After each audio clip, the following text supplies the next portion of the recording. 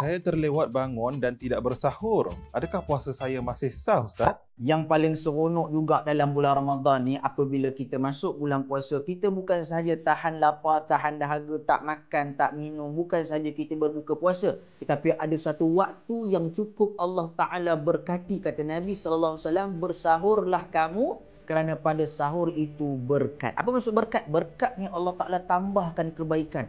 Kita rasa seronok makan sikit aja waktu pagi tu. Waktu pagi tu kita bersahur, kita dapat banyak kebaikan, kita dapat banyak manfaat. Kita rasa macam Allah Subhanahu Wa Taala lindungi, pelihara kita waktu kita berpuasa. Sebab itu doa Nabi. Nabi bagi jaminan kepada orang yang berpuasa dan kemudian dia bersahur. Sahur ni sebelum subuh. Kalau lepas subuh tu bukan sahur bang, itu breakfast.